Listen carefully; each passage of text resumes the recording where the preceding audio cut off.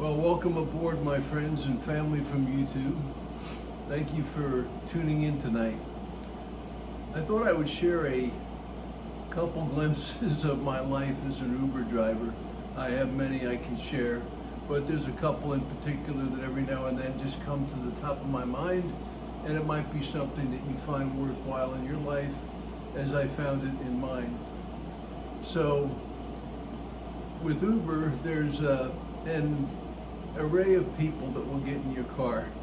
When you pick up some people, they're tired, they want to sit down, have silence, and just get taken from point A over to point B, and that's what I do. But if I can establish that they want to have a brief conversation, I'll also share that with them. But every now and then you want people to have silence so they can relax. I get that. And it's been often that when I've been silenced with some of those people, that by the time I get them to their destination, their head is kicked back in the seat and they're snoring or they're just relaxing, which is a very nice thing to do. As a driver, it makes me feel like I did my job well. They wanted to relax, they got to relax, and they even got a nap in the back seat. I did my job. And when I do little jobs like that, I always say, well, I made God smile that day. And people are often a bit surprised. Wow, that was a really comfortable ride. So those are good comments to hear from your riders. I've had over 8,000 people in my car, maybe closer to 9, because there's always company and so forth. But there was a particular day when I found myself in Washington, D.C. I lived in that area for 3 years. That was back in 2016 when I started driving Uber. So here I am in Washington, D.C., and I go to Union Train Station, not too far from the U.S. Capitol. Well, when I'm giving people in my car guidance as maybe they're visiting on a business trip for 2 or 3 days, and they'll often ask me, is there a place I should really see or some place you wouldn't want to miss while you're here in the city? Because I'm going to have a half a day tomorrow between all my work appointments and conference meetings, and then I'm going to relax, get dinner, but I'd like to see a few things. So I always point out a couple of worthwhile destinations for them, and that usually goes pretty well. I give them more than they can handle, but I'll tell them of those 3 I just mentioned, the one you want to see is, and I tell them which one that is.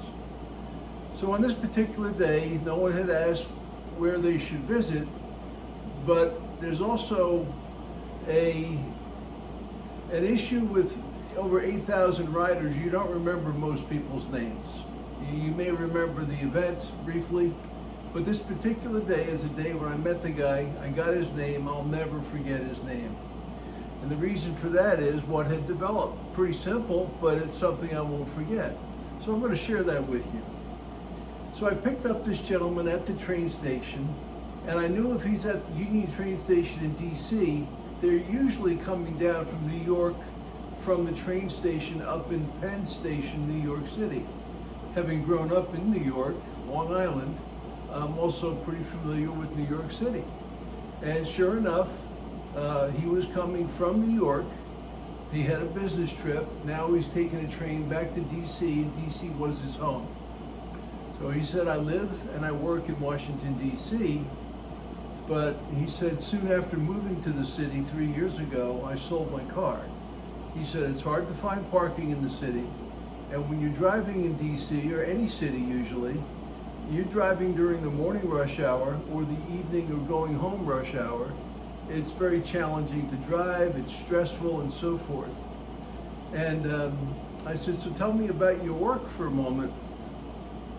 And is it okay to ask you what you do for work? And he said, sure. He said, I'm a conflict resolution specialist. So he helps resolve conflicts. There's usually 2 sides on either side of the fence. He's on one side, the other party's on the other. I said, so basically your job is you're paid to help people smoke the peace pipe.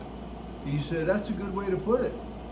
So we had a brief conversation about this, and he said, I said, so where did you travel to? He said, my job here in DC requires me to go out of the country so I can speak with or spend time, maybe 3 days, 5 days, maybe sometimes a week.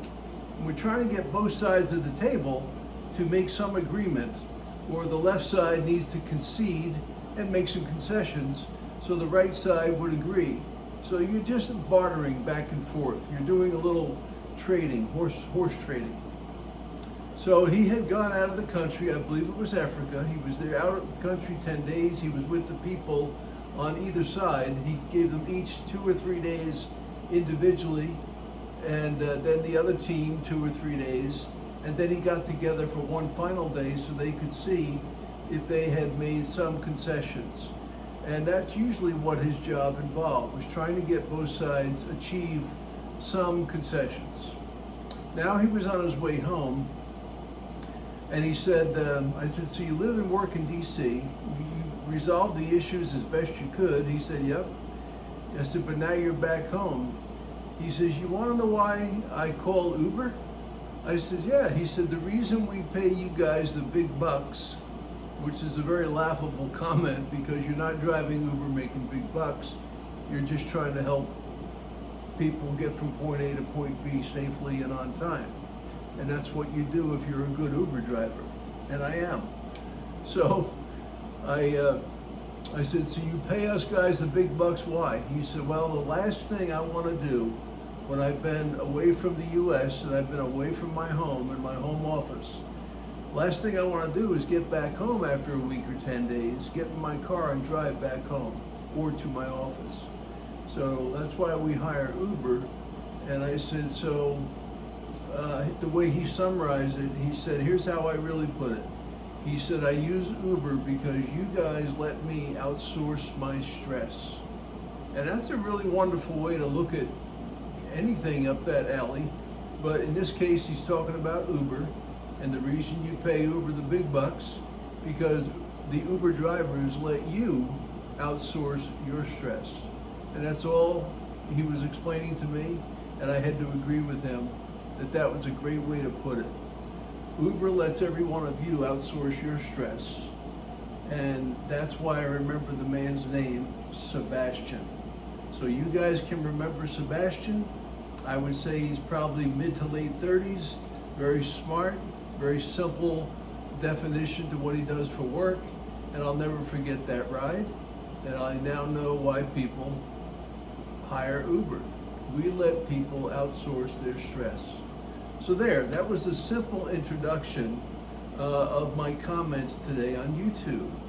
And here's the final one. It'll take another 5 minutes to share this with you, but this is a story I'll never forget. And unfortunately, I do not remember the writer's name, but there are some things I'll show you as I finish today's story with one thing I'll share with you. So I don't remember the writer's name, but I'll never forget what happened. So I had a ride request to go pick up a lady. I knew it was a lady, female name, pretty obvious. And I was on my way to go pick her up and couldn't find her. I was out on the rural road of Virginia, out in the country, and I was going an extra 10 minutes. And then she sends me a text. And she said, are you on your way? I said, yeah, still trying to find you. She said, it is a little difficult because we're out on the country road. I said, okay. I said, well, I'm still coming. Just give me a few more minutes and we'll figure it out. So she said, by the way, it's me and my pet, ? So she's making me aware that she's got her dog or cat or crocodile or whatever she's got with her is going to go with her in this trip. And I said, sure. So 10 minutes later, I do get close and I pull off to the side of the road, and she said, when you find me, I'll be sitting at a picnic table, and I'll have my pet right beside me. So I pull over my car, I look out the window, and there's 2 picnic tables, got 2. At each table, there's a person sitting, so there's 2 people, 2 picnic tables, and I look and there's a bunch of little dogs. So as I pulled up, she came running over to the car real quickly. She had to get her things, starting to pack her things in my car. And I see she had a couple of bags, and she had I said, are you and the other lady going, or just you? No, just me. I said, okay. Which of the animals is yours? She said, they all are. There were 7. 6 dogs, 1 cat, beautiful little white, fluffy white kitty with gorgeous blue eyes. And had that lady let me adopt that little kitty cat, I would have adopted that kitty cat that day. Well, and there's reasons why you don't forget certain rides. This is certainly one of those reasons. She literally had 7 animals, and I could easily have denied her getting in my car because Uber drivers don't take a person with 7 animals, but I did. Here's why. As she began to get in, I popped the trunk open. I knew she had to get several bags in the trunk. She had just checked out of an Airbnb. Now the Airbnb had 2-3 bags of goodies for her and an extra bag of goodies for her pet family. And we got everything in the car. And then I opened both front door and back door. And I said, go ahead, just find a seat. Well, I have 7 sisters, so I've got a large family. And 5 of those 7 sisters are still living. So I'm very close to the ladies in my life. I love them. I have many daughters. I have many nieces and nephews, over 100. So I'm very, very close to the people in my life. I love them all, and I like some of them. That's how families work. You love them because they're family. You like some of them sometimes because some of them become a little cranky. And if they're cranky, I'm still gonna love them, but I'm probably not gonna be talking to them that particular day. So she gets in the car with all 6 dogs and 1 beautiful little kitty cat. What was interesting, as she got in, I looked at one of the dogs, and the collar was on the dog, and the collar had a name written on it, or sewed in. It was a very nice collar, and on the collar was the word Fenway. Fenway. And the reason I liked it was, here's Boston Red Sox cap. Well, being a New Yorker, I've had a lot of people ask me, if you're from New York, why don't you have like a Yankees or a New York Mets or a New York Giants cap? I said, well, the reason I have this is because my Uncle Jack was a bus driver for the city of Boston for over 40 years. So I've had this in my belongings for many years. It reminds me of Uncle Jack. And he worked and drove often to Fenway Park. Well, her dog was named Fenway, which is named after the baseball park in Boston, Fenway Park, and that was the name of her dog. What was also interesting on this trip, as the lady got in the car, she's what's called a visiting nurse. She was actually from the Boston area, but she was here serving 3 months of travel nursing, and her car had become damaged the night before, not in a wreck, but a bad noise. She had to have a mechanic come out, tow truck. They towed the car away to a shop, and it was going to be an expensive 2-day repair. So her car was towed off. She's got no way to get from point A to point B, and what she had to do that night was actually find another Airbnb that would let her rent the place and include the 7 animals. Well, she found a place that was 45 minutes away. So she's in the car, the dogs are in there. We take off driving from Woodstock, Virginia, up to a town called Luray. Well, if you're familiar at all with Virginia, you've probably heard of Luray Caverns, and that's where we were heading, to a home a couple miles away from Luray Caverns, and that's where I drove her. And for some reason, I don't remember her name. I could probably go dig it and find it. This was probably 3 years ago. But on this particular day, I get her, but to the new rental, Airbnb. And once I get her there, she unpacks her 4 bags of goods and a little bag of pet food and treats and so forth. And then she said to me, sir, I've got a problem. I said, what's that? She said, I don't have a car, and I'm way out here in the country. This is a back road also, and I need to find enough food to feed the dogs for the next 2 days. They told me it's going to be 2 days to repair my vehicle, and it's expensive. I said, okay, so I understand. I said, let's do this. Why don't you get the dogs unpacked, put a couple bowls of water out there, a couple treats, and I'll take you back into the town, and we'll go to the local Walmart, which is exactly what we did. So I drove her another 30 minutes back to town. She did whatever shopping she had to. She got her treats and food for the dogs and something for herself. So she'd be able to hang out for 2 days on a country road at an Airbnb. So sometimes you have rides as an Uber driver, you don't forget them because they're quite unique. And not everyone would have taken 7 pets, but I did because I have a large family and you love them all, you like some of them. But this dear lady who was a nurse, she needed someone that would give her a little bit extra, and that's exactly what I did. Gave her a little extra. I did a little more than many people probably would have done, but I was fine with that actually. Sweet lady. One of the interesting things is we left the first location where she was at the picnic tables. We drove off and 2 of the 7 dogs jumped onto my lap.